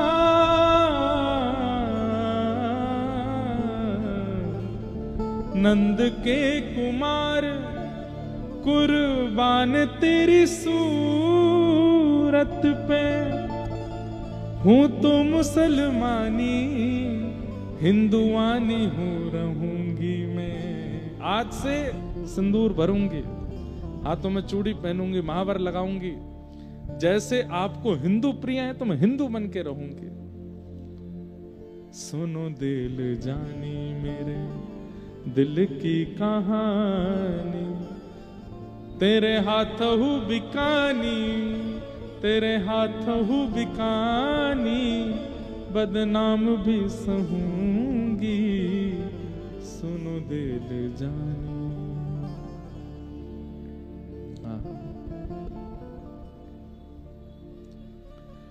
कहत सहजादी ठाकुर कभी सौंपे जिकर, वृंदावन छोड़ अब कितहु न जाऊंगी। सुनो दिल जानी मेरे दिल की कहानी। सालों साल रोज जाती हैं गोविंद देव जी और यही पद गाती हैं गोविंद देव जी के सामने बैठ के। देखती हूं आप हटीले हो तो मैं आपसे ज्यादा हटीली हूं, कब तक नहीं आओगे बाहर मुझसे मिलने। दर्शन बंद होने के बाद ताज बेगम निकल जाती थी, कोई संत महापुरुष कोई सत्संग कर रहे होते तो वहां बैठ के सुनती थी। भोजन पानी त्याग दिया है कि नहीं मिलेंगे तो फिर अन्न ग्रहण नहीं करूंगी। मैं मंदिर की पवित्रता देख के भीतर नहीं आऊंगी, पर आपको बाहर आना पड़ेगा, मेरी जिद है अब। तभी एक दिन अचानक से मानो ताज बेगम को रात्रि यमुना पुलिन पर जिस कुटिया में रहती थी वहां पड़े पड़े स्मरण हुआ कि अरे लीलावती ने कथा में सुनाया था कि सब ब्रज गोपिकाएं अपने घर छोड़ करके जब इनसे मिलने के लिए गई तो ये मिले और उनके साथ रास किया और फिर अंतर्ध्यान हो गए। और अंतर्ध्यान होने के बाद जैसी अभी मेरी स्थिति है, मैं पेड़ों से बात करने लगती हूँ, मैं यमुना जी से बात करने लगती हूँ, मैं जल थल किसी का विचार ना करके सबको चैतन्य मान के चर्चा करती हूँ, सबसे पूछती हूँ कहाँ मिलेंगे श्याम सुंदर। यही स्थिति तो गोपियों की हुई थी। फिर क्या किया था उन गोपियों ने, क्या बताया था लीलावती ने? अरे उसने बताया था यमुना तट पर श्री किशोरी जी की शरण ग्रहण की थी और किशोरी जी की शरण ग्रहण करने पर गोपी गीत गाया था। और तब श्याम सुंदर ताशाम आविर्भूत सौरी स्मय माय मुखाम्बुज पीतांबर दरश रघवी साक्षान मनमत प्रकट हो गए थे ठाकुर जी। अरे मैं किशोरी जी के पास तो गई ही नहीं अभी तक। तब ताज बेगम बरसाना जाती है और श्री जी के महल पर नहीं चढ़ती है, बस नीचे से ही पुकार रही है श्री जी को, नीचे से ही शिकायतें कर रही है, मैंने सब छोड़ दिया, सब त्याग दिया। देखिए ना आपके वल्लभ कितना सताते हैं हमें। हे किशोरी जी, आपकी कहानी लेकर के, आपकी आशा लेकर के आज फिर जा रही हूं, कह दो, समझा दो इन्हें, मिले मुझसे। बंदी बनूंगी राधा रानी महारानी जो की, तुर्किन बहाए नाम गोपिका रखूंगी मैं। सुनो दिल जानी मेरे दिल की कहानी, तेरे हाथहू बिकानी, तेरे हाथहू बिकानी, बदनाम भी सहूंगी, सुन दे ले जान। और आज किशोरी जी को प्रणाम करके गई, गोविंद देव जी के सामने जाकर के गाने लगी, लेकिन आज भी ठाकुर जी नहीं आए। रोती बिलखती चली गई अपनी कुटिया में। आज 4-5 दिन हो गए, कुछ खाया पिया नहीं है, और बस अब सोच लिया अब इनके पास भी नहीं जाऊंगी। किशोरी जी भी इनसे ही मिल गई हैं, वो भी कोई कृपा नहीं कर रही हैं, और पड़ी पड़ी बस बोली अब बस यहीं प्राण त्याग दूंगी, अपने इस देह को अंत कर दूंगी। और सुन लो हे गोविंद देव, सुन लो मेरी बात, तुमसे कह करके जा रही हूं, यहीं यमुना जी के तट पर वृंदावन में तुम्हारा दर्शन करते हुए आज प्राण त्याग दूंगी मैं अपने। इस जन्म में नहीं मिलोगे तो अंत में आपका स्मरण करते हुए, वृंदावन का स्मरण करते हुए, यमुना जी का स्मरण करते हुए जब प्राण त्यागूंगी तो अगले जन्म में वृंदावन वासिनी बन करके आऊंगी, फिर तुम्हें प्राप्त करूंगी, छोड़ूंगी नहीं। एक बार आ गई हूं शरण में, अब नहीं छोड़ूंगी। शायद मेरे मुसलमान होने से ही तुमको दिक्कत है, तो मैं ब्रजवासिनी बन करके आऊंगी। बस इसी विरह में यमुना जी और सबसे प्रार्थना कर रही है, मेरे प्राण ले जाओ, अब नहीं जीवित रहना।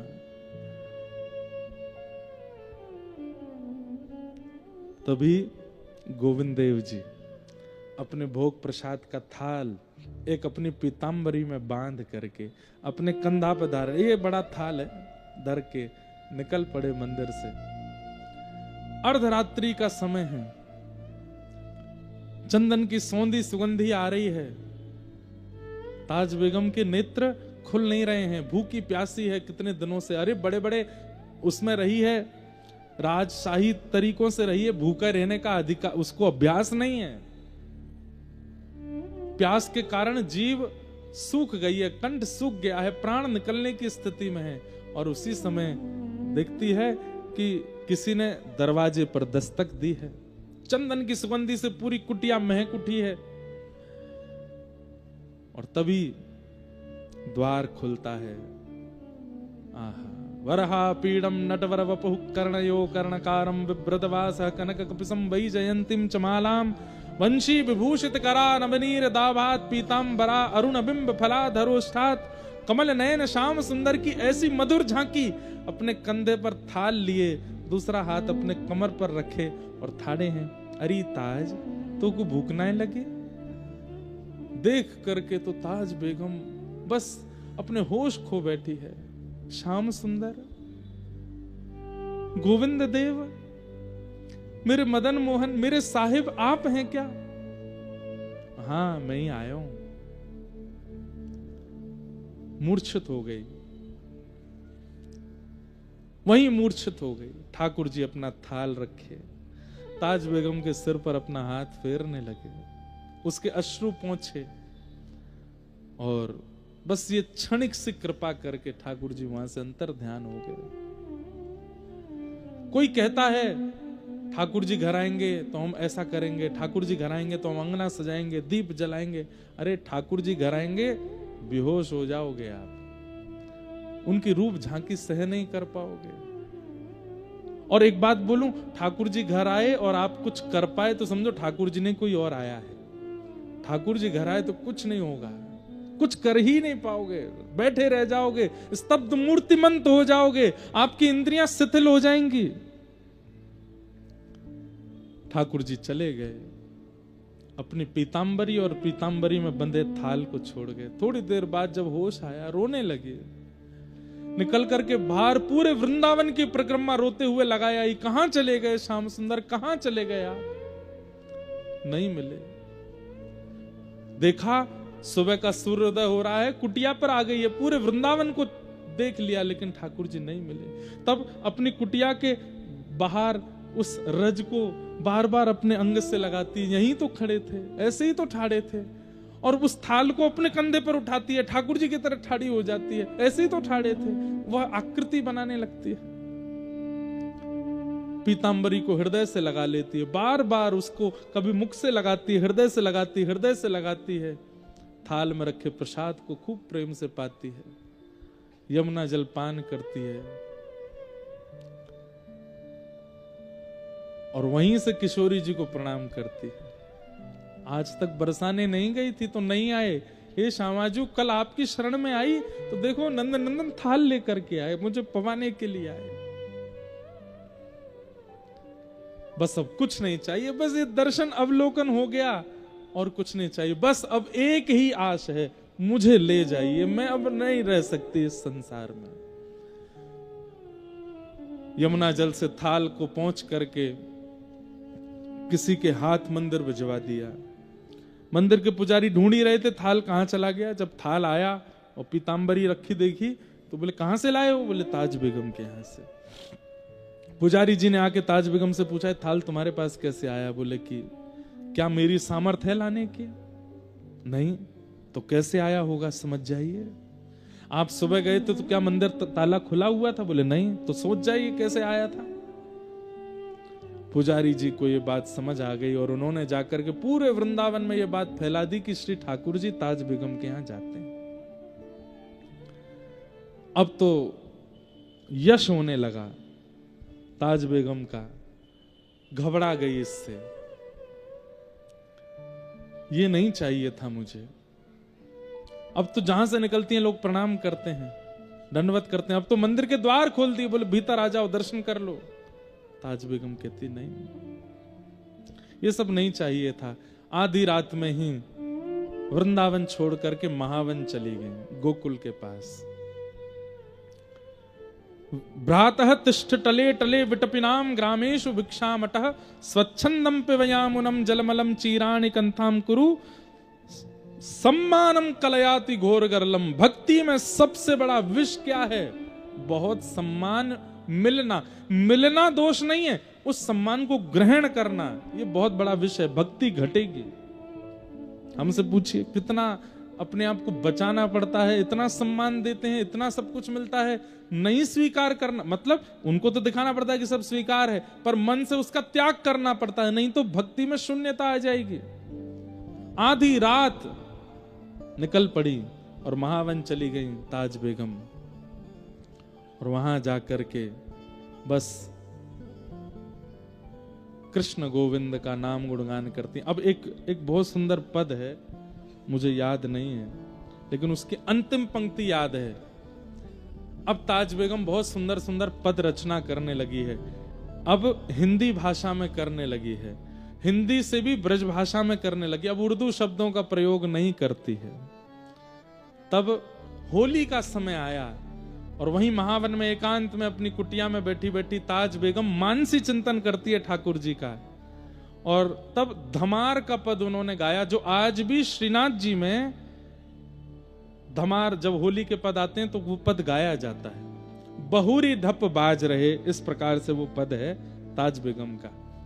तो उस पद की रचना कर रही थी ताज बेगम, और उस पद में सब वर्णन कर रही थी, कैसे रंग उड़ रहे हैं, कैसे वीर उड़ रहे हैं, कैसे सब गोपियां रंग खेल रही हैं, नंद बाबा की स्थिति, यशोदा मैया की स्थिति, ग्वाल बालों की स्थिति और सब गायों की स्थिति, व्रज का पूरा वर्णन करते हुए इतते आई कुंवर राधिका उतते कुंवर कन्हाई। और जैसे कुंवर कन्हाई का वर्णन किया, ठाकुर जी की झांकी देखी, अचानक से वो बस देखती जा रही हैं, लिखती जा रही हैं। अचानक से ठाकुर जी फेंट में गुलाल भर के लाए थे, और अचानक से रंग रंगित ठाकुर जी फेंट के गुलाल को अपने कंधा पे धारण करके, और वही मुद्रा जो पहली बार ताज बेगम ने देखी थी, हाथ में थाल है और एक हाथ कमर पर है, मंद मुस्का के पूछ रहे हैं तो भूख ना लगी।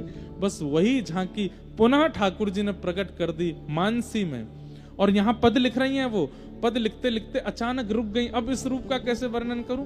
ठाकुर जी मंद मंद देख रहे हैं। तभी ताज बेगम को दिखाई देता है कि उस होली में ताज भी खड़ी है, और ताज का हाथ जाकर के ठाकुर जी ने पकड़ा, ला करके होली के भीतर जैसे ही प्रविष्ट कराया है, ताज बेगम के प्राण वहीं छूट गए। आधा ही पद लिख पाई हैं, पूरा नहीं हो पाया था। वहीं बस कलम रखी रह गई ताज बेगम की। आज भी वो पद गाया जाता है, उस पद की रचना पूरी नहीं हुई थी, थोड़ी सी रह गई थी। तो बोले फिर क्या हुआ? उस दिन पूरे व्रजमंडल ने एक आकाशवाणी सुनी। ताज बेगम के प्राण निकलते ही अंतिम पंक्ति जो थी वो ठाकुर जी ने लिखी। निरतत आवत ताज के प्रभु गावत गीत धमार। और ये आकाशवाणी में सबने सुना, जो ताज बेगम की स्थिति को जानते थे, ताज बेगम की कुटिया के आसपास ही रहते थे, उन्होंने जब ये आकाशवाणी सुनी, इतने मधुर स्वर में कोई बोले हैं, निरतत आवत ताज के प्रभु गावत गीत धमार। जैसे ही भीतर प्रवेश करके देखा किसी सज्जन ने, तो देखा ताज बेगम मूर्छा अवस्था में पड़ी हैं। नब्ज देखी, श्वास देखी तो प्राण जा चुके हैं। हाथ में कलम थी और एक पद रचना हो रही थी। पद की ओर देखा तो उसमें पूरा पद था और अंतिम पंक्ति लिख रही थी निरतत आवत, बस इसके आगे नहीं लिख पाई थी। तब उन्होंने नेत्रों में आंसू भराए। ठाकुर जी ने आकाशवाणी करके पद को पूरा किया, निरतत आवत ताज के प्रभु गावत गीत धमार। और श्री ताज बेगम को ठाकुर जी अपनी नित्य लीला में प्रवेश कराकर, आज भी ताज बेगम की समाधि है महावन में। बड़े बड़े सिद्ध लोग जाते हैं और वहां जाके श्री ताज बेगम जी को प्रणाम करते हैं। ऐसी ताज बेगम जिन्होंने ठाकुर जी को प्रियतम मान करके, उनके प्रति पति भाव रख के, इतने विपरीत परिस्थिति परिवार में जन्म लेकर के भी लेकिन विश्वास अटल करके ठाकुर जी को मैं फिर कहूंगा, आप अपने व्यवहार स्वभाव का निर्माण अच्छा कर लीजिए। आप ठाकुर जी को नहीं स्वीकार करो, ठाकुर जी आपको स्वीकार करेंगे। आप तो केवल अपने स्वभाव का निर्माण, विचारों का निर्माण, व्यवहार का निर्माण अच्छा करो, ठाकुर जी आपको स्वीकार करेंगे। ये बात निश्चित है। ताज बेगम मुसलमान परिवार में जन्मी, अकबर की पत्नी बनी, इतनी विपरीतताएं होते हुए भी ठाकुर जी ने उनको स्वीकार किया। साधन नहीं था उनके पास, नाम जप नहीं था उनके पास, केवल व्यवहार था, विचार था, स्वभाव था, जिससे गुरु भी मिले और गोविंद भी मिले, दोनों की प्राप्ति हुई। ऐसी ताज बेगम के मंगल भाव को हम प्रणाम करते हैं, बार बार वंदन करते हैं। लेकिन एक मूल बात, जिनकी कृपा से ताज बेगम को ठाकुर जी की प्राप्ति हुई,